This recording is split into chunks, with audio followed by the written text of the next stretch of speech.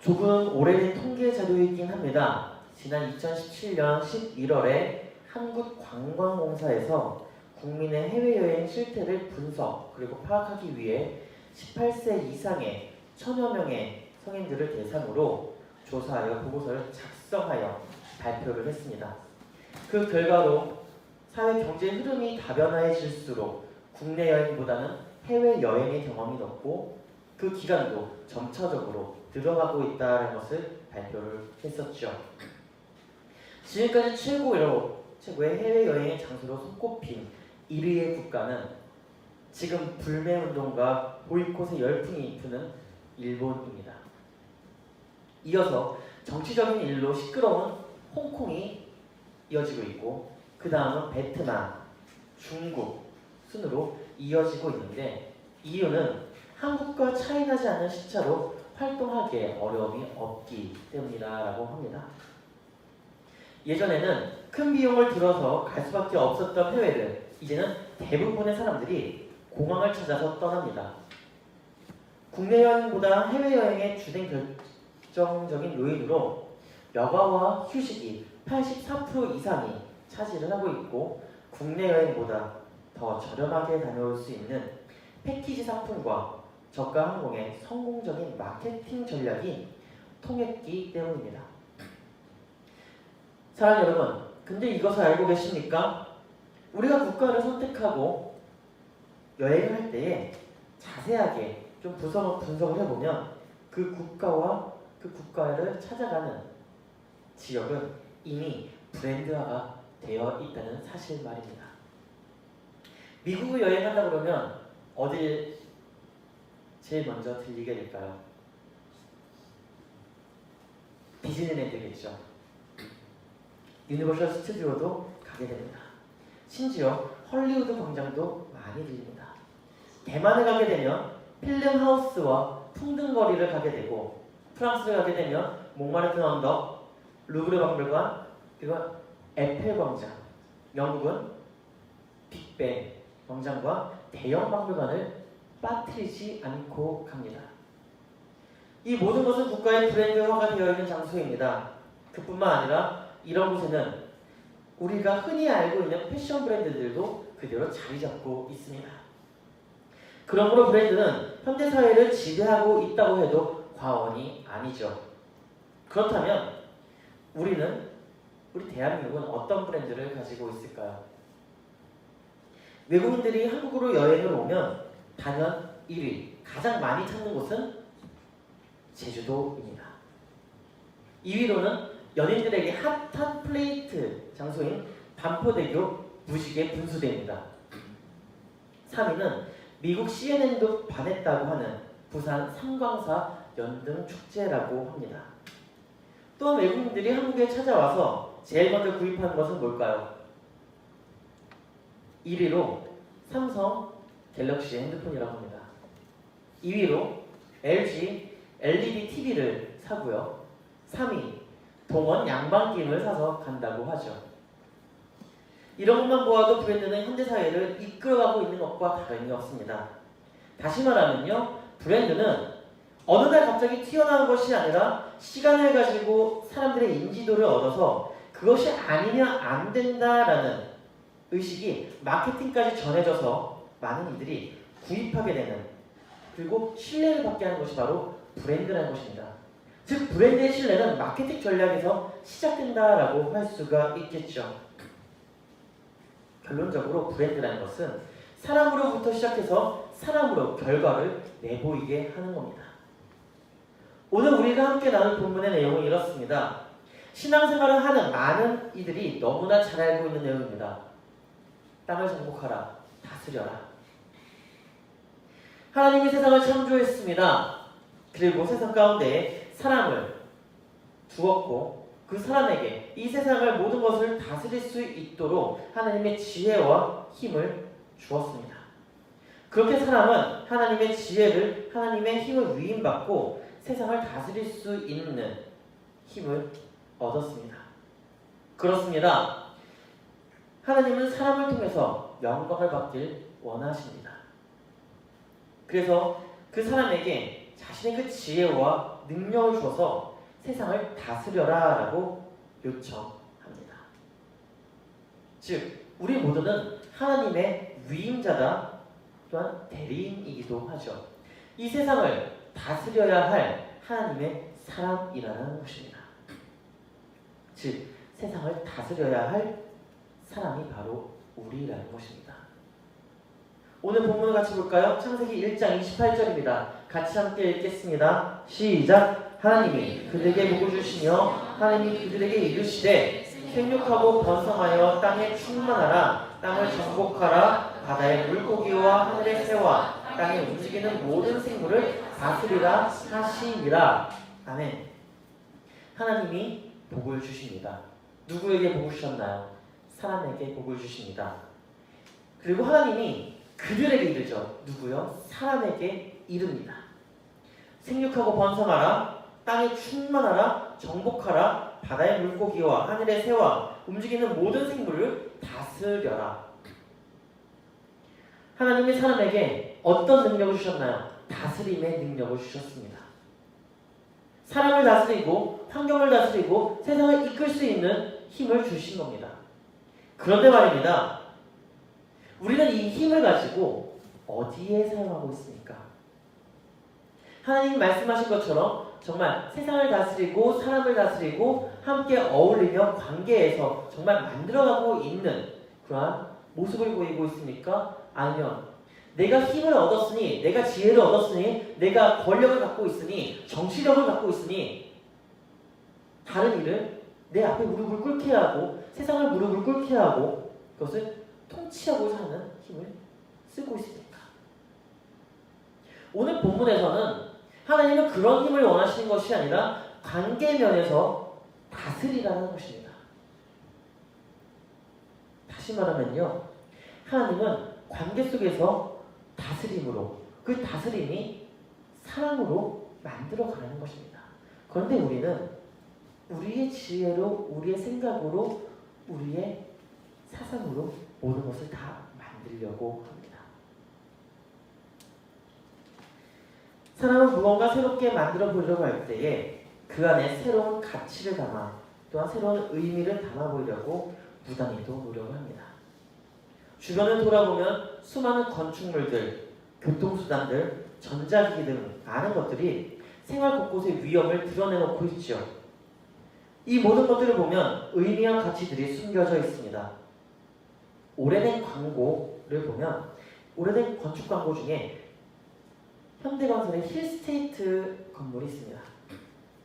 이 내용을 보면 생활의 편의를 위해서 작은 배려들을 최고의 가치로 심겨 사람들이 이곳으로 이사할 수밖에 없게 만듭니다. 5분 거리에 지하철역이 있고 나오자마자 공원이 있고 나오자마자 마트가 있으며 그 안에서 아이들이 뛰어놀 수 있는 쾌적한 환경이 있습니다. 처음에는 의아해하지만 그곳을 가서 보기만 하면 정말 내가 여기서 살면 그러한 가치를 생길 수 있겠구나, 그런 의미가 있겠구나 하고 다들 이사를 갑니다. 그리고 오늘날에는 아이폰과 갤럭시 광고만 봐도 내가 저 제품을 사용하지 않으면 안 될 것 같다라고 생각하게 만듭니다. 그래서 다들 하나같이 한 손에 아이폰을 들고 있고 갤럭시를 들고 있는 거 아니겠습니까? 한 손에 아이패드를 들고 있고 랩탑을 가지고 있고 다 같이 셀폰을 꺼내면 둘 중에 하나잖아요. 아이폰, 갤럭시. 가끔씩 LG가 치고 들어오면서 V15 나와가지고 카메라 좋아! 이렇게 이야기도 하고요. 모두가 그 광고를 통해서 구입을 하게 됩니다. 그렇다면 우리는 왜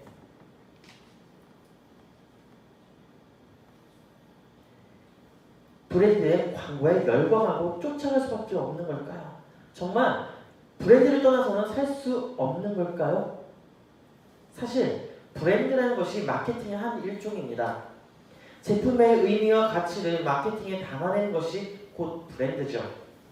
그런데 이 브랜드를 만들어서 힘을 나타내는 것이 사람이라는 걸 알고 계십니까? 사람의 아이디어에서 나온 것이 마케팅이고 그 마케팅이 브랜드가 된다는 것입니다. 그 사람이 우리가 되어야 될 줄 믿습니다. 많은 이들이 애플을 사용하고 삼성을 사용하고 LG를 사용하고 여기서 이렇게 기업을 광고해도 되려는지 모르겠지만 많은 이들이 그런 걸 사용하고 있잖아요. 근데 우리는 우리의 브랜드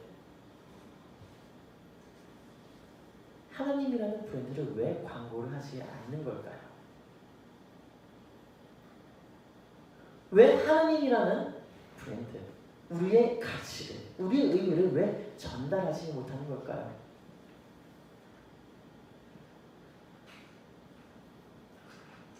사랑하는 여러분, 최고의 마케터가 되길 주의 이름으로 축복합니다. 많은 마케터들은 자신의 그 상품, 기업의 상품을 홍보하면서 그것을 구입할 수 있도록 만듭니다. 기독교인은, 크리스천은 전도하고자 한다면 내가 마케터가 되어야 됩니다. 우리가 마케팅을 해야 됩니다. 다른 이들이 이야기할 때는 어떻게 해서 이 자리에서 기업적인 이야기를 하니, 어떻게 사업적인 마인드를 가지고 이야기를 하니 라고 할 수 있겠지만 사실 그렇습니다. 전도라는 것 자체가 마케팅입니다. 내가 어떻게 삶을 살아 보이느냐에 따라서 그 사람이 나를 보고 따라온다는 겁니다. 그리스도는 인애로우신 분입니다. 사랑이 많으신 분입니다. 근데 그 사랑은 우리가 받았습니다. 인애를 받았습니다. 근데 그 인애를 받고 사랑을 전해야 되는데 그것이 마케팅이고 마케터인데 전하지 못한다는 것은 우리가 마케터의 자격이 없다는 것입니다. 다시 말하면 그리스도의 의미와 가치가 우리 삶 속에 배어있지 않으니까 전할 수가 없는 것입니다. 사랑하는 여러분, 우리는 우리의 브랜드, 하나님이라는 브랜드가 있습니다. 그 브랜드 안에 그리스도의 사랑과 말씀이 담겨져 있습니다. 우리가 삶을 통해서 전하기를 주의 이름으로 축복합니다. 두 번째로는 변하는 흐름을 읽어내야 됩니다. 첫 번째가 의미와 가치를 만드는 사람이 되는 것이라면 두 번째는 변화하는 흐름을 읽어내는 사람이 되어야 합니다. 서울대학교 소비자학과장을 잇는 김남도 교수는 지난 2010년 출판한 자신의 저서 아프니까 청춘이다를 통해서 이렇게 이야기를 합니다. 늘 지금의 나를 뛰어넘을 것을 생각해라. 기성의 성취에 안주하지 않고 잠재력을 끝없이 확대해야 된다. 자기 세계에만 안주하고 있으면 무뎌진다. 잊지 말라. 알은 스스로 깨면 생명이 되지만 남이 깨면 요리감이 된다. 내 일을 할 때 내 일을 이끄는 삶을 살 수 있다. 이미 세상은 너무나 많이 변화하고 있습니다. 이 변화 속에서 흐름을 읽어내고 그것을 뛰어넘는 무언가를 한다는 것은 사실 쉬운 것이 아닙니다. 그런데 이러한 흐름을 읽기 위해서는 몸부림을 치고 많은 정보들 가운데에 내가 가지고 있는 잠재력을 활용할 수 있어야 됩니다. 이미 여러분들에게는 잠재력이 있습니다. 그 잠재력을 찾지 못해서 그렇죠. 근데 이미 잠재력을 찾은 사람들도 있습니다. 근데 그 잠재력을 찾았다. 그러면 어떻게 그것을 더 잘 활용을 할 수 있을지 다시 한 번 또 돌아봐야 됩니다. 세상은 너무나 빠르게 변화하고 있죠. 한 분기만 지나도 무언가 새로운 것들이 계속해서 나옵니다.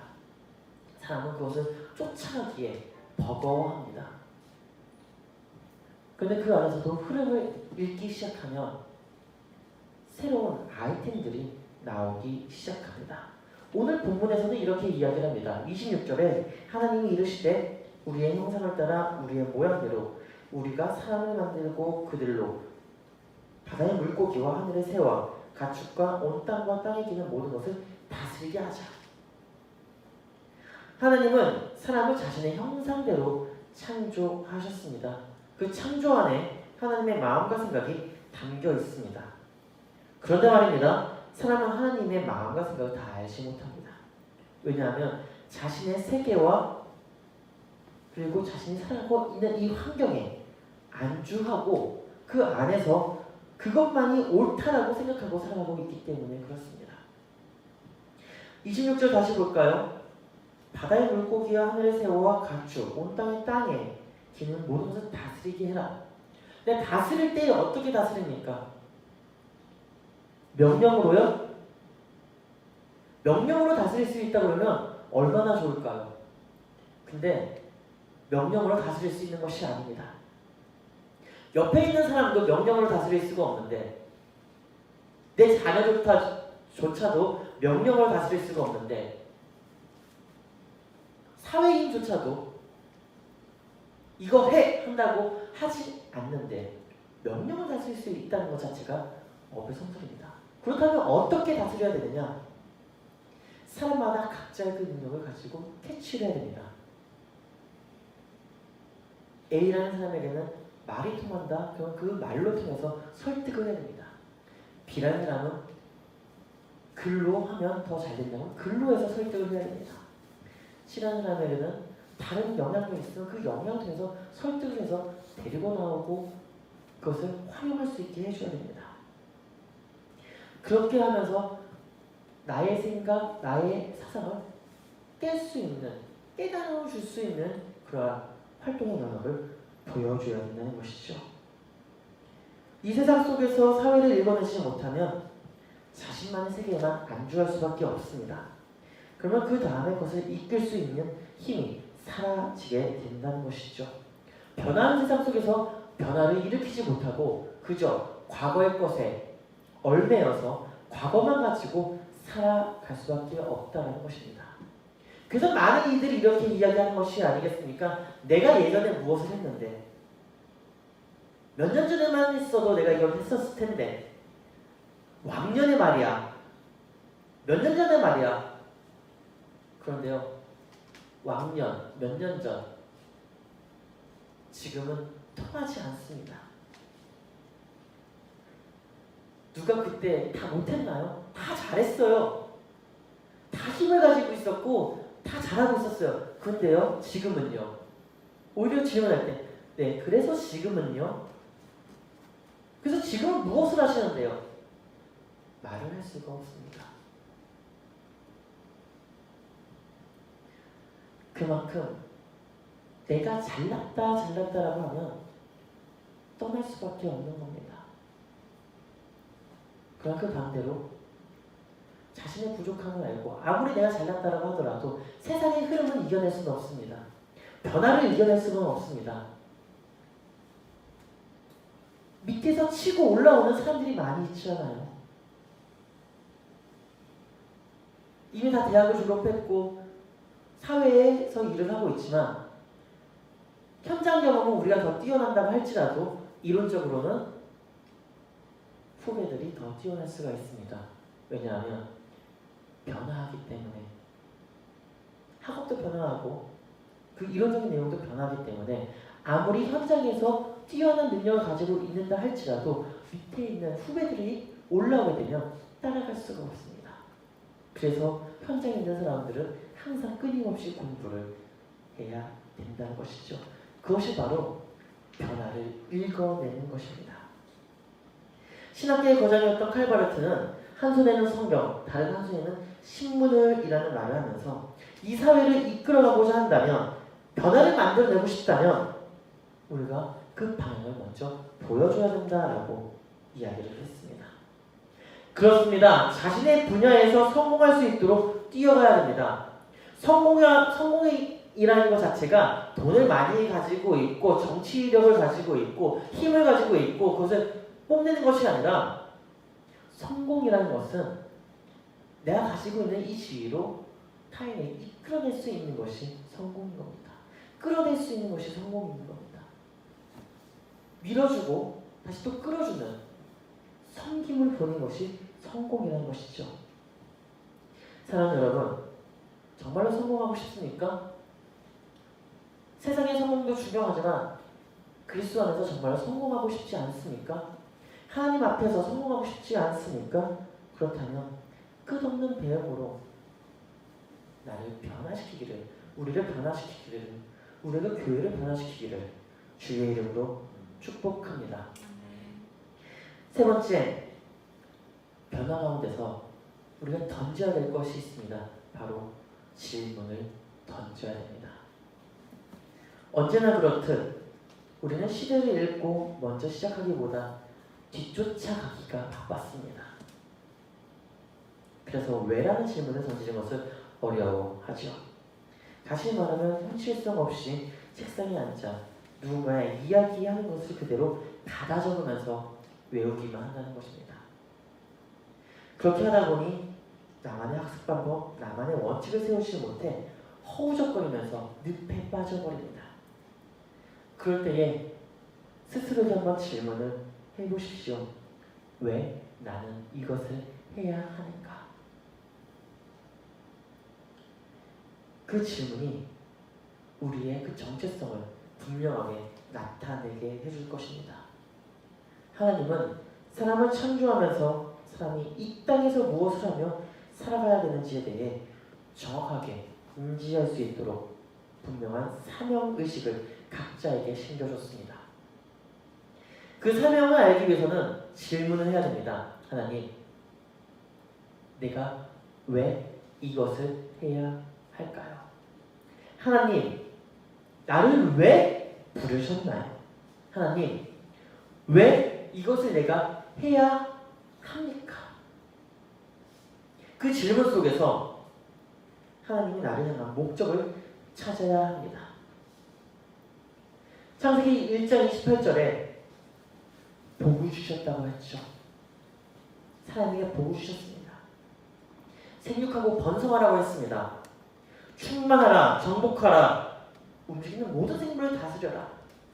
내 다스림을, 충만을 정복해서 다스릴 때에 그냥 아무런 질문 없이 다스린다. 그거는 헛된 다스림입니다. 하나님의 의미를 모르고 가치를 모르고 그저 하라고 하니까 하는 겁니다. 그런데 말입니다. 처음엔 할 수 있습니다. 근데 시간이 지나면 지날수록 딜레마가 생겨버립니다. 왜 하는지 모릅니다. 그럴 때 물어보라는 겁니다. 질문을 던지라는 것입니다. 그 질문 속에 하나님이 우리에게 심겨준 사명의식이 있습니다. 바로 다스리라라는 사명의식. 나를 다스리고 사람을 다스리고 사회를 다스리고 모두를 다스리라라는 사명의식. 애플을 창업했던 스티브 잡스는 한 인터뷰 매체를 통해서 이렇게 이야기를 합니다. 많은 사람들이 애플이 커지고 많은 돈을 벌어들일 때 가장 행복했을 것이다 라고 생각을 하겠지만 나는 그때가 가장 괴로웠습니다. 왜냐하면 그때 내가 할 수 있는 것이 아무것도 없었기 때문입니다. 그때부터 회사의 주식은 바닥으로 곤두박질 쳤고 이사회는 나를 회장직에서 사퇴를 시켰습니다. 다른 이들 같았으면 무너져 내렸겠지만 저는 회장직에서 사퇴를 시켰다는 이야기 듣고 얼마나 기뻤는지 모릅니다. 저는 짐을 정리해서 집으로 돌아와 생애의 첫 아이팟을 보고 질문을 던졌습니다. 그 첫 질문을 아이팟에게 던졌을 때에 내가 무엇을 해야 할지 번뜩이는 아이디어가 떠올랐고 그것이 아이폰을 만들겠다라는 첫 시도가 되었습니다. 그렇습니다. 세상을 다스리는 복을 주시는 하나님께서 다스림의 능력을 통해 무언가를 새롭게 만들어 보이는 시도를 했을 때에 그 시도 속에 질문을 던질 때에 분명한 정체성이 나타나게 되어 있습니다. 내가 무엇을 해야 될지 알게 된다는 것이죠. 사람의 정체성은 어디서부터 시작되는 걸까요? 하나님 앞에서 나에 대한 질문 던질 때에 내가 무엇을 가지고 어떻게 살아가야 하는지 그리고 그것을 왜 해야 하는지에 대해서 알게 되는 것이 질문입니다. 질문을 던지십시오. 그 질문이 삶의 변화를 일으키게 될 것입니다. 삶의 윤택함을 만들어 줄 것입니다. 한번 질문해 보세요. 그 질문이 나를, 우리를, 우리 교회를 바꾸게 될 것입니다. 마지막 한 가지 이야기만 하고 마치려고 합니다. 우리는 흔히 다스림이라고 하면 강력한 힘을 가지고 또 강력한 정치력을 가지고 누군가를 억누르거나 대중들을 휘어잡아 이끌어가는 것을 말합니다. 그런데 진정한 다스림은 내가 타인에게 나를 알아달라고 외치는 것이 아니라 나 자신을 브랜드화시켜서 진정성 있는 한 걸음을 움직여 다른 이들의 마음을 사로잡는 것입니다. 그것이 브랜드입니다. 여러분들은 여러분들의 브랜드가 있습니다. 이름이 있듯이 그 이름이 자신의 정체를 이야기해 주는 것처럼 여러분들 안에는 하나님의 브랜드가 있다는 것을 잊지 말기를 주의 이름으로 축복합니다. 바로 자신만의 무기가 곧 브랜드라고 할 수 있습니다. 우리는 모두 각자만의 무기를 가지고 있습니다. 각자만의 능력을 어필할 수 있는 무언가가 있습니다. 그 무언가를 통해 나만의 브랜드를 만들어 가족과 교회 그리고 이 사회를 섬기고 이 사회를 새롭게 만들어 나가기를 주의 이름으로 축복합니다. 기도하겠습니다.